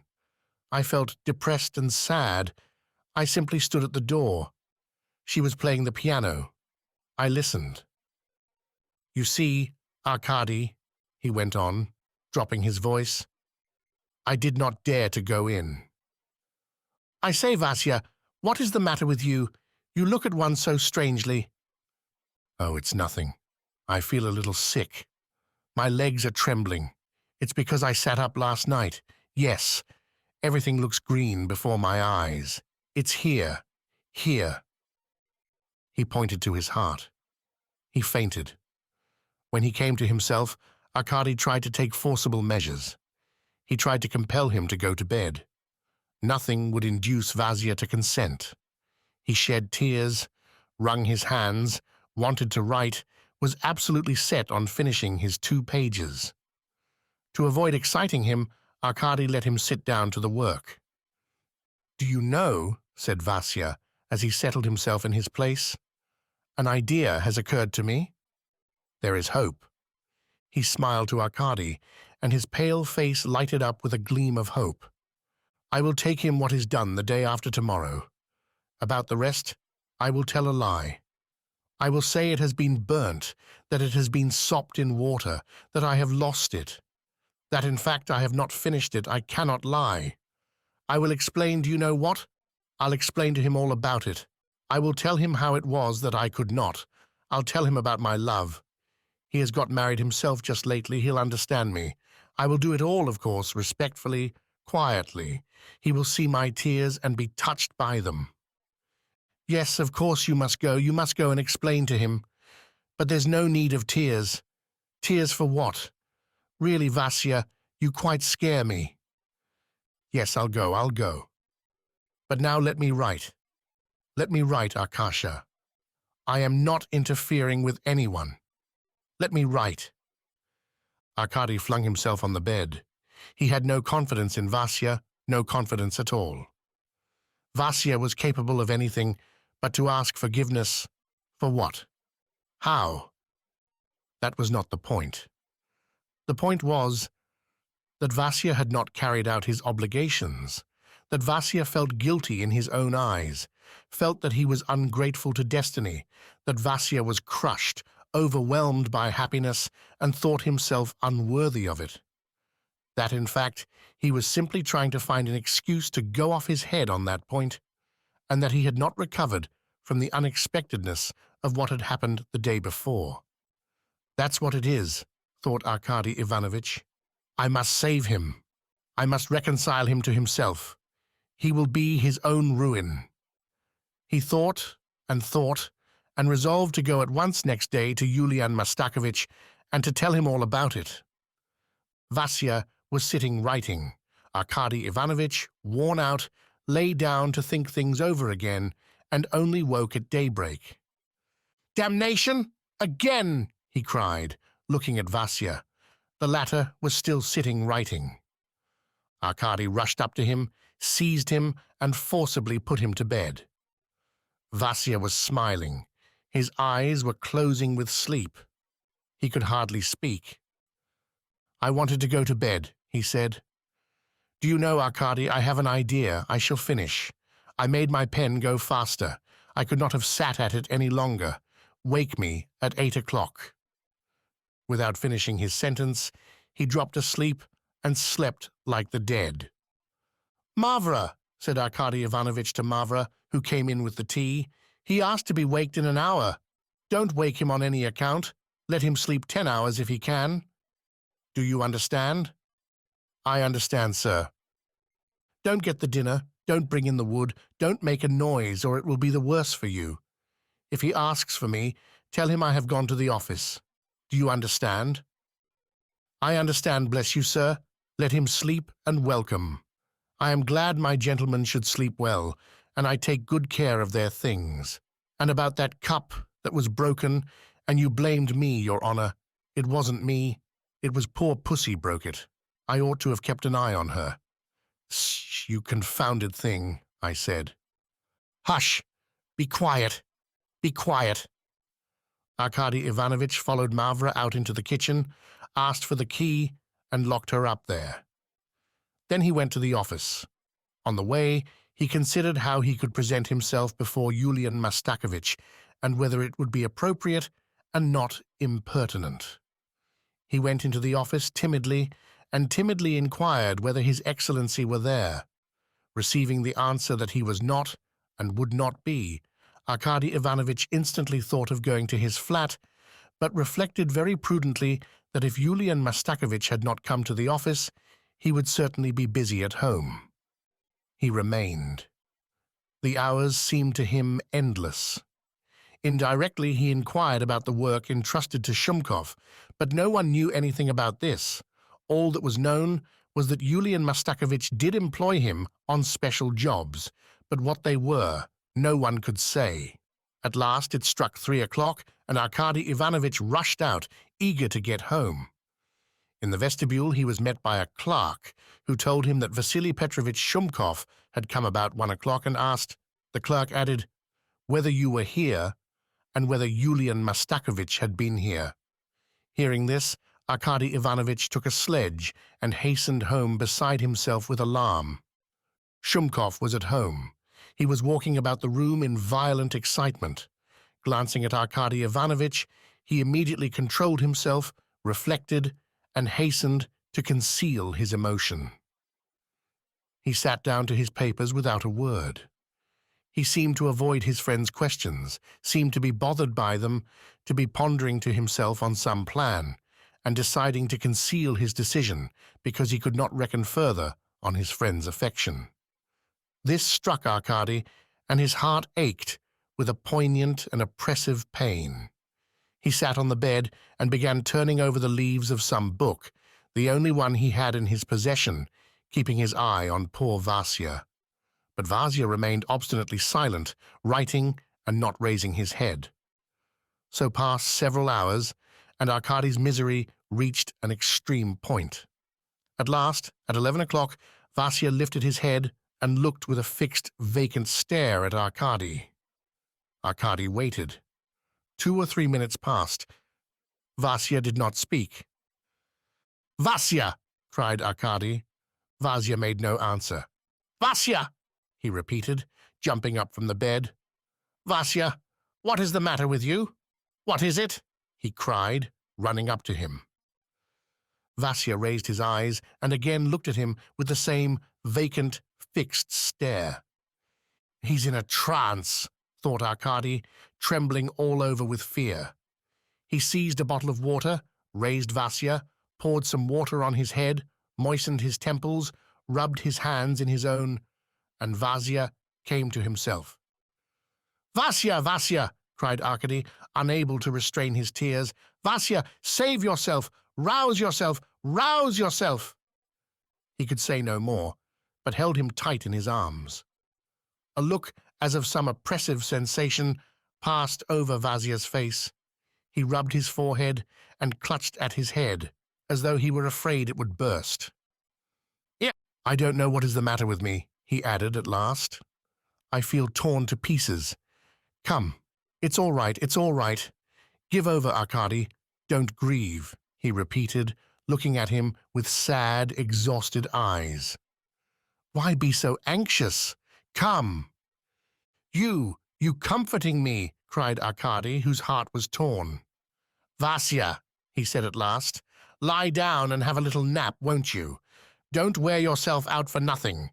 You'll set to work better afterwards." "Yes, yes," said Vasia. "By all means, I'll lie down. Very good. Yes, you see, I meant to finish, but now I've changed my mind. Yes." And Arkady led him to the bed. "Listen, Vasia," he said firmly. "We must settle this matter finally. Tell me, what were you thinking about?" "Oh," said Vasia, with a flourish of his weak hand, turning over on the other side. "Come, Vasia, come, make up your mind. I don't want to hurt you. I can't be silent any longer. You won't sleep till you've made up your mind. I know." "As you like, as you like," Vasia repeated enigmatically. "He will give in," thought Arkady Ivanovitch. "Attend to me, Vasia," he said. "Remember what I say, and I will save you tomorrow. Tomorrow I will decide your fate." "What am I saying, your fate?" "You have so frightened me, Vasia, that I am using your own words. Fate indeed. It's simply nonsense, rubbish. You don't want to lose Yulian Mastakovich's favor, affection, if you like. No, and you won't lose it. You will see." Arkady Ivanovitch would have said more, but Vasia interrupted him. He sat up in bed, put both arms round Arkady Ivanovitch's neck, and kissed him. "Enough," he said in a weak voice. "Enough. Say no more about that." And again he turned his face to the wall. "My goodness," thought Arkady. "My goodness! What is the matter with him? He is utterly lost. What has he in his mind? He will be his own undoing." Arkady looked at him in despair. If he were to fall ill, thought Arkady, perhaps it would be better. His trouble would pass off with illness, and that might be the best way of settling the whole business. But what nonsense I am talking. Oh, my God! Meanwhile, Vasia seemed to be asleep. Arkady Ivanovitch was relieved. A good sign, he thought. He made up his mind to sit beside him all night. But Vasia was restless. He kept twitching and tossing about on the bed and opening his eyes for an instant. At last, exhaustion got the upper hand. He slept like the dead. It was about 2 o'clock in the morning. Arkady Ivanovitch began to doze in the chair with his elbow on the table. He had a strange and agitated dream. He kept fancying that he was not asleep and that Vasia was still lying on the bed. But strange to say, he fancied that Vasia was pretending, that he was deceiving him, that he was getting up, stealthily watching him out of the corner of his eye, and was stealing up to the writing table. Arkady felt a scalding pain at his heart. He felt vexed and sad and oppressed to see Vasia not trusting him, hiding and concealing himself from him. He tried to catch hold of him, to call out, to carry him to the bed. Then Vasia kept shrieking in his arms, and he laid on the bed a lifeless corpse. He opened his eyes and woke up. Vasia was sitting before him at the table, writing. Hardly able to believe his senses, Arkady glanced at the bed. Vasia was not there. Arkady jumped up in a panic, still under the influence of his dream. Vasia did not stir. He went on writing. All at once Arkady noticed with horror that Vasia was moving a dry pen over the paper, was turning over perfectly blank pages, and hurrying to fill up the paper as though he were doing his work in a most thorough and efficient way. "No, this is not a trance," thought Arkady Ivanovitch, and he trembled all over. "Vasia, Vasia, speak to me," he cried, clutching him by the shoulder.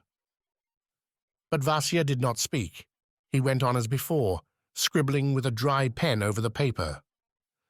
"At last I have made the pen go faster," he said, without looking up at Arkady. Arkady seized his hand and snatched away the pen. A moan broke from Vasia. He dropped his hand and raised his eyes to Arkady. Then, with an air of misery and exhaustion, he passed his hand over his forehead as though he wanted to shake off some leaden weight that was pressing upon his whole being, and slowly, as though lost in thought, he let his head sink on his breast. "Vasia, Vasia!" cried Arkady in despair. "Vasia!" A minute later, Vasia looked at him. Tears stood in his large blue eyes, and his pale, mild face wore a look of infinite suffering. He whispered something. What is it?" cried Arkady, bending down to him. "What for? Why are they doing it to me?" whispered Vasia. "What for? What have I done?" "Vasia, what is it? What are you afraid of? What is it?" cried Arkady, wringing his hands in despair. "Why are they sending me for a soldier?" said Vasia, looking his friend straight in the face. "Why is it? What have I done?" Arkady's hair stood on end with horror. He refused to believe his ears. He stood over him, half dead. A minute later he pulled himself together. "It's nothing, it's only for the minute," he said to himself, with pale face and blue, quivering lips, and he hastened to put on his outdoor things. He meant to run straight for a doctor. All at once, Vasia called to him. Arkady rushed to him and clasped him in his arms, like a mother whose child is being torn from her. "Arkady, Arkady, don't tell anyone! Don't tell anyone! Do you hear? It is my trouble. I must bear it alone." "What is it? What is it?" "Rouse yourself, Vasia. Rouse yourself." Vasia sighed, and slow tears trickled down his cheeks. "Why kill her? How is she to blame?" he muttered in an agonized, heart-rending voice. "The sin is mine. The sin is mine." He was silent for a moment. "Farewell, my love. Farewell, my love," he whispered, shaking his luckless head. Arkady started, pulled himself together, and would have rushed for the doctor. "Let us go, it is time," cried Vasia, carried away by Arkady's last movement. "Let us go, brother, let us go. I am ready. You lead the way." He paused and looked at Arkady with a downcast and mistrustful face. "Vasia, for goodness' sake, don't follow me. Wait for me here.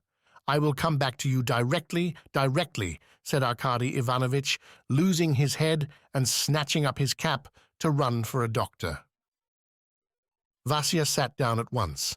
He was quiet and docile, but there was a gleam of some desperate resolution in his eye. Arkady turned back, snatched up from the table an open penknife, looked at the poor fellow for the last time, and ran out of the flat. It was 8 o'clock. It had been broad daylight for some time in the room. He found no one. He was running about for a full hour. All the doctors whose addresses he had got from the house porter when he inquired of the latter whether there were no doctor living in the building had gone out either to their work or on their private affairs. There was one who saw patients. This one questioned at length and in detail the servant who announced that Nefedevich had called, asking him who it was, from whom he came, what was the matter, and concluded by saying that he could not go, that he had a great deal to do, and that patients of that kind ought to be taken to a hospital. Then Arkady, exhausted, agitated, and utterly taken aback by this turn of affairs, cursed all the doctors on earth and rushed home in the utmost alarm about Vasia. He ran into the flat. Mavra, as though there were nothing the matter, went on scrubbing the floor, breaking up wood, and preparing to light the stove. He went into the room. There was no trace of Vasia. He had gone out. Which way? Where?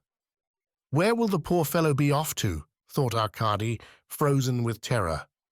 He began questioning Mavra. She knew nothing, had neither seen nor heard him go out. God bless him.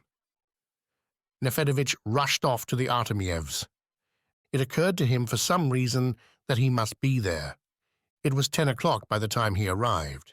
They did not expect him, knew nothing, and had heard nothing. He stood before them, frightened, distressed, and asked, where was Vasia?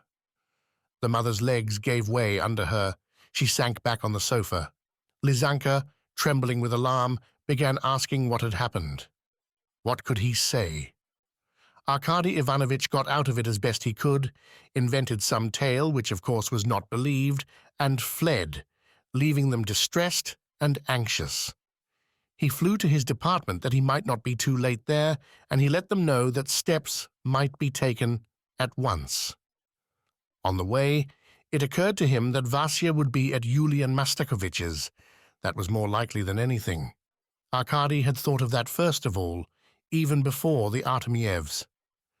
As he drove by His Excellency's door, he thought of stopping, but at once told the driver to go straight on. He made up his mind to try and find out whether anything had happened at the office, and if he were not there, to go to His Excellency, ostensibly to report on Vasia. Someone must be informed of it. As soon as he got into the waiting room, he was surrounded by fellow clerks, for the most part young men of his own, standing in the service. With one voice, they began asking him what had happened to Vasia. At the same time, they all told him that Vasia had gone out of his mind and thought that he was to be sent for a soldier as a punishment for having neglected his work. Arkady Ivanovich, answering them in all directions, or rather avoiding giving a direct answer to anyone, rushed into the inner room. On the way, he learned that Vasia was in Yulian Mastakovich's private room, that everyone had been there, and that Esper Ivanovich had gone in there too. He was stopped on the way. One of the senior clerks asked him who he was and what he wanted. Without distinguishing the person, he said something about Vasia and went straight into the room. He heard Yulian Mastakovich's voice from within. "Where are you going?" someone asked him at the very door. Arkady Ivanovich was almost in despair. He was on the point of turning back, but through the open door he saw his poor Vasia. He pushed the door and squeezed his way into the room. Everyone seemed to be in confusion and perplexity because Yulian Mastakovich was apparently much chagrined. All the more important personages were standing about him talking and coming to no decision. At a little distance stood Vasia. Arkady's heart sank when he looked at him. Vasia was standing pale, with his head up, stiffly erect, like a recruit before a new officer, with his feet together and his hands held rigidly at his sides. He was looking Yulian Mastakovich straight in the face. Arkady was noticed at once, and someone who knew that they lodged together mentioned the fact to His Excellency. Arkady was led up to him. He tried to make some answer to the questions put to him, glanced at Yulian Mastakovich, and seeing on his face a look of genuine compassion, began trembling and sobbing like a child. He even did more. He snatched His Excellency's hand and held it to his eyes, wetting it with his tears, so that Yulian Mastakovich was obliged to draw it hastily away, and waving it in the air, said, "Come, my dear fellow, come. I see you have a good heart." Arkady sobbed and turned an imploring look on everyone. It seemed to him that they were all brothers of his dear Vasia, that they were all worried and weeping about him. "How? How has it happened? How has it happened?" asked Yulian Mastakovich. "What has sent him out of his mind?" Gratitude, was all Arkady Ivanovich could articulate. Everyone heard his answer with amazement, and it seemed strange and incredible to everyone that a man could go out of his mind from gratitude. Arkady explained as best he could. "Good heavens, what a pity," said Yulian Mastakovich at last. And the work entrusted to him was not important, and not urgent in the least. It was not worthwhile for a man to kill himself over it. "Well, take him away." At this point, Yulian Mastakovich turned to Arkady Ivanovich again and began questioning him once more. "He begs," he said, pointing to Vasia, "that some girl should not be told of this. Who is she? His betrothed, I suppose?" Arkady began to explain. Meanwhile, Vasia seemed to be thinking of something, as though he was straining his memory to the utmost to recall some important, necessary matter which was particularly wanted at this moment. From time to time, he looked round with a distressed face, as though hoping someone would remind him of what he had forgotten. He fastened his eyes on Arkady. All of a sudden, there was a gleam of hope in his eyes. He moved with the left leg forward, took 3 steps as smartly as he could, clicking with his right boot as soldiers do when they move forward at the call from their officer. Everyone was waiting to see what would happen. "I have a physical defect and am small and weak, and I am not fit for military service, Your Excellency," he said abruptly. At that, everyone in the room felt a pang at his heart, and firm as was Yulian Mastakovich's character, tears trickled from his eyes. "Take him away," he said, with a wave of his hands. "Present," said Vasia in an undertone. He wheeled round to the left and marched out of the room. All who were interested in his fate followed him out. Arkady pushed his way out behind the others. They made Vasia sit down in the waiting room till the carriage came, which had been ordered to take him to the hospital. He sat down in silence and seemed in great anxiety. He nodded to anyone he recognized as though saying goodbye. He looked round towards the door every minute and prepared himself to set off when he should be told it was time. People crowded in a close circle round him. They were all shaking their heads and lamenting. Many of them were much impressed by his story, which had suddenly become known. Some discussed his illness, while others expressed their pity and high opinion of Vasia, saying that he was such a quiet, modest young man, that he had been so promising. People described what efforts he had made to learn, how eager he was for knowledge, how he had worked to educate himself. He had risen by his own efforts from a humble position, someone observed. They spoke with emotion of His Excellency's affection for him. Some of them fell to explaining why Vasia was possessed by the idea that he was being sent for a soldier because he had not finished his work. They said that the poor fellow had so lately belonged to the class liable for military service and had only received his first grade through the good offices of Yulian Mastakovich, who had had the cleverness to discover his talent, his docility, and the rare mildness of his disposition. In fact, there was a great number of views and theories. A very short fellow clerk of Vasia's was conspicuous as being particularly distressed. He was not very young, probably about 30. He was pale as a sheet, trembling all over and smiling queerly, perhaps because any scandalous affair or terrible scene both frightens and at the same time somewhat rejoices the outside spectator. He kept running round the circle that surrounded Vasia, and as he was so short, stood on tiptoe and caught at the button of everyone, that is, of those with whom he felt entitled to take such a liberty, and kept saying that he knew how it had all happened, that it was not so simple, but a very important matter, that it couldn't be left without further inquiry. Then stood on tiptoe again, whispered in someone's ear, nodded his head again 2 or 3 times, and ran round again. At last, everything was over. The porter made his appearance, and an attendant from the hospital went up to Vasia and told him it was time to start. Vasia jumped up in a flutter and went with them, looking about him. He was looking about for someone. "Vasia, Vasia!" cried Arkady Ivanovich, sobbing. Vasia stopped, and Arkady squeezed his way up to him.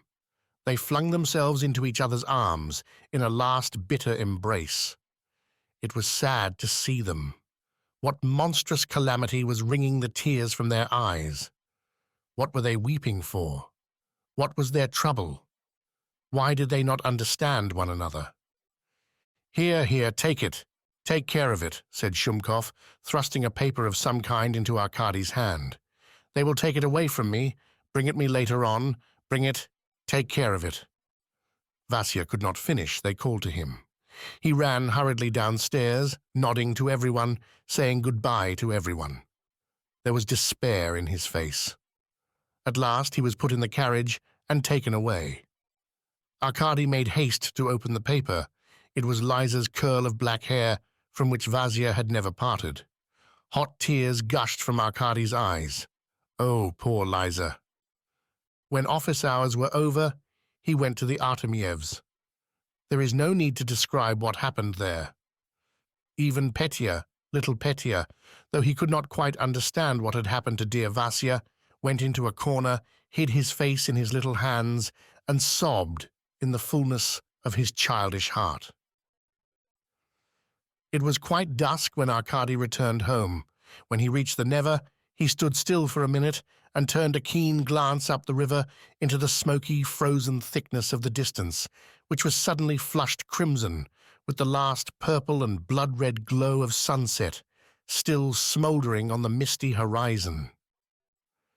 Night lay over the city, and the wide plain of the Neva, swollen with frozen snow, was shining in the last gleams of the sun with myriads of sparks of gleaming hoar frost. There was a frost of 20 degrees. A cloud of frozen steam hung about the overdriven horses and the hurrying people. The condensed atmosphere quivered at the slightest sound, and from all the roofs on both sides of the river, columns of smoke rose up like giants and floated across the cold sky, intertwining and untwining as they went, so that it seemed new buildings were rising up above the old, a new town was taking shape in the air. It seemed as if all that world, with all its inhabitants, strong and weak, with all their habitations, the refugees of the poor or the gilded palaces, for the comfort of the powerful of this world, was at that twilight hour like a fantastic vision of fairyland, like a dream which in its turn would vanish and pass away like vapor into the dark blue sky. A strange thought came to poor Vasia's forlorn friend. He started, and his heart seemed at that instant flooded with a hot rush of blood, kindled by a powerful, overwhelming sensation he had never known before. He seemed only now to understand all the trouble, and to know why his poor Vasia had gone out of his mind, unable to bear his happiness. His lips twitched, his eyes lighted up. He turned pale, and as it were, had a clear vision into something new. He became gloomy and depressed, and lost all his gaiety. His old lodging grew hateful to him. He took a new room. He did not care to visit the Artemyevs, and indeed he could not. 2 years later he met Lizanka in church. She was by then married. Beside her walked a wet nurse with a tiny baby. They greeted each other and for a long time avoided all mention of the past. Liza said that thank God she was happy, that she was not badly off, that her husband was a kind man, and that she was fond of him. But suddenly, in the middle of a sentence, her eyes filled with tears, her voice failed, she turned away, and bowed down to the church pavement to hide her grief.